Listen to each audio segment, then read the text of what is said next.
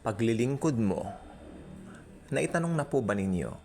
Yes, I am serving. Many pastors in the pulpit of the institutional churches are shouting, maglingkod kayo, maglingkod kayo. But natanong na po ba ninyo sa inyong mga sarili? Maglingkod. Kanino? Sino? Ganito ang sagot nila.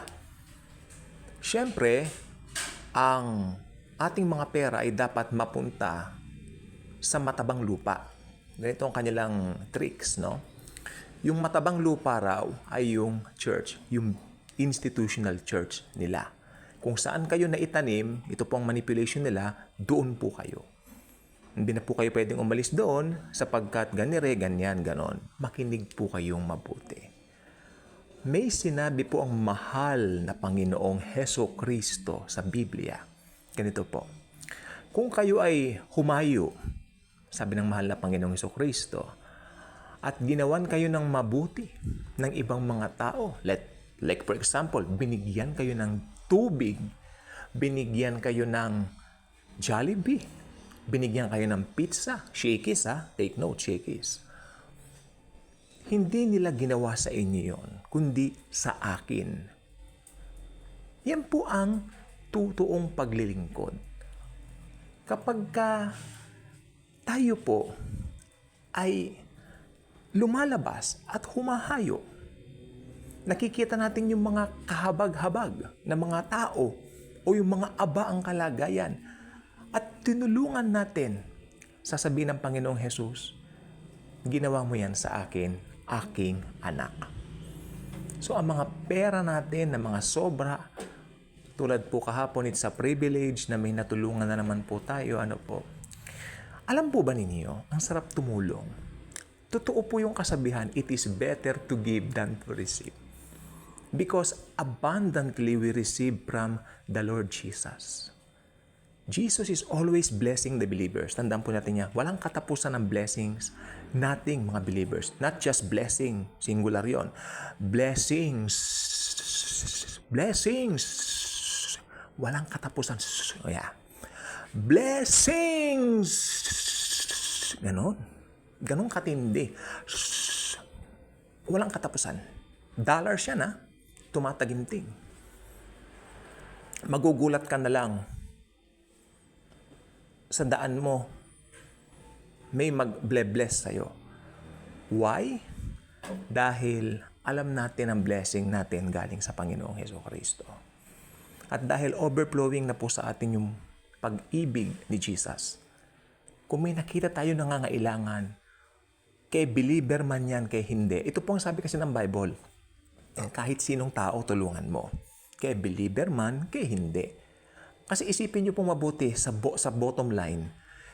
Maski yung mga unbeliever na yan, si Jesus din po ang gumawa sa kanila eh. Hindi po ba? Mahal po ni Jesus ang mga unbelievers. Pero, may nakalagay po sa Bible yung distinction nating mga believers, tayo po ang espesyal sa kanya mga mata. Pero kung may nakita kang unbeliever na kailangan, tulungan mo. So doon dapat pumupunta yung pagtulong natin. Kasi ganito po nangyayari sa iba, yung sa mabalik po tayo sa institutional churches, no? Nagkaroon ng manipulation na sa matabang lupa dito sa church na may bigay. Tapos makikita nyo yumayaman na yung mga pastor ng institutional churches. Ay, nahihirapan akong huminga kapag kaganyan kasi parang nakakalungkot isipin na ang daming nadadaya, ang daming nadideceive na mga Kristiyano, including me. Nakaipon po ako dati mahigit 1,000 doon sa aking alkansya. And my mom knew it. Bata pa ako. Nag-preach yung nag-preach yung dating pastor namin. Okay, yung dating pastor na pinupuntahan ko. I hope nag-repent na sila ngayon, nagbago na. No? Sabi niya, alam po ba ninyo si Aaron? Ayan ang kanyang ginamit na ehemplo or example. Magaling, mahusay.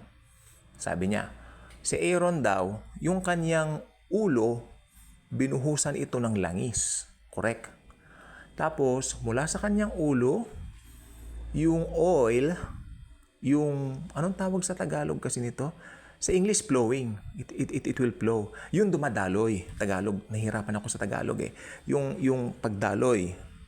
So, yun, dumaloy. Magdadaloy na yan, tuloy-tuloy sa kanyang balbas. Ito ang kanyang sabi. Yung pastor daw ang head. Makinig kayong mabuti. Ito pong sabi niya. Yung pastor ang head at yung bird, ito yung bird yung sa Tagalog balbas, hindi ba? Yung mahaba. Doon daw pupunta yung mula doon sa ulo, pupunta roon sa balbas. Sabi niya, siya raw yung head, tapos yung mga members daw ng church, ng congregation niya o ng institutional church niya, yun daw ang balbas. At bilang bata-bata pa noon, nung narinig ko to, sapagkat during that time, gusto akong bilhin eh. Gusto kong mamasyal, no? Gusto kong may puntahan ako. Gusto kong magkaroon ng pera during that time. So, ang ginawa ko, umuwi agad ako pagkaraka. Yeah, immediately as in, grabe. My mom asked me, oh, ba't umuwi ka? Maaga pa. May kukunin lang ako. Then nakita niya yung alkansya. Alam po niyang iniipon ko yun. Saan mo bibigay yan? Sabi niya, dun aalis pala si pastor. Pupunta sila ng sila po ay magtutur sa Asia. Nakalimutan ko na yung country, pero marami po silang pinuntahan na country. And then, during that time, sabi niya, malaki-laki na rin niya naipon mo. Then, binilang nga, nung binigay ko doon sa pastor, binilang nila 1,000 something na. Barya-barya lang po yun, mga 5 piso, ganun-ganun. Maliit na alkansya lang naman siya. And then, ayun na. Ang intention ko roon, kasi gusto kong mabless. Ayun ang nasa isip ko, gusto kong magka-pera, magkadatong. Kasi may gusto kong puntahan, mamasyal. No? So, mayroon kang parang you're bartering with the Lord because of that. It's wrong. Alam po ninyo, nung ako po ay natuto ng katotohanan na hindi pala totoo yung mga ganon, napahiya ako sa Panginoon.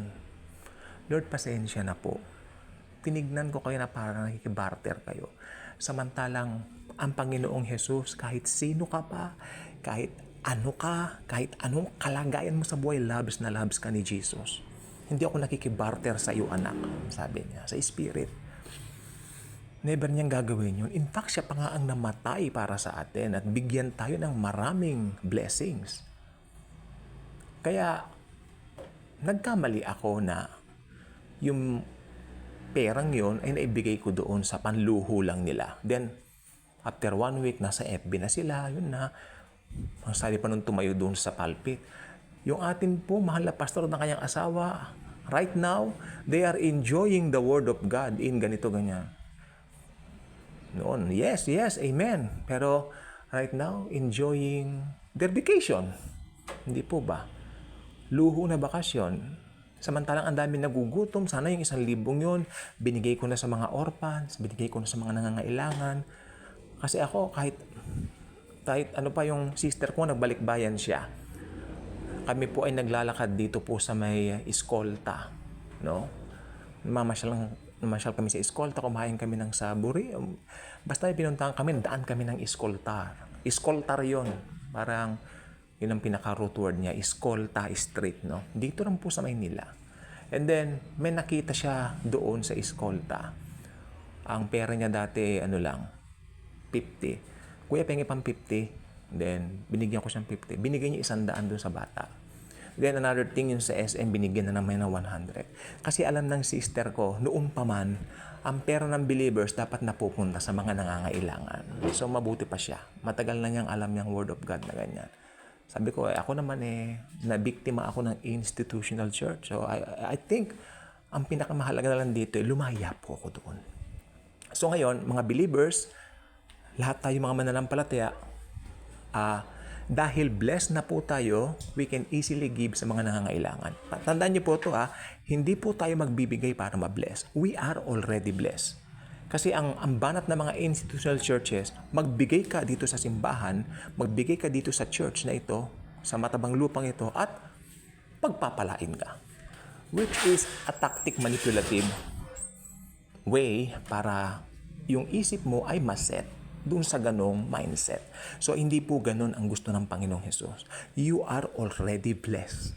Not just because of anything you've done in your whole life, but because of the finished work of Jesus, the Lord and the God of gods. Mahal na mahal po niya tayong mga believers niya. We are already blessed. That's why we can easily give. Kaya kung hindi ka pa nakasubscribe sa ating channel, I invite you to do so. Click the notification bell, share the wonderful love and grace of the Lord Jesus Christ. Tandaan po ninyo, we are blessed and we are a blessing sa ibang mga tao. Thank you. And as always and forever, Jesus truly loves us all.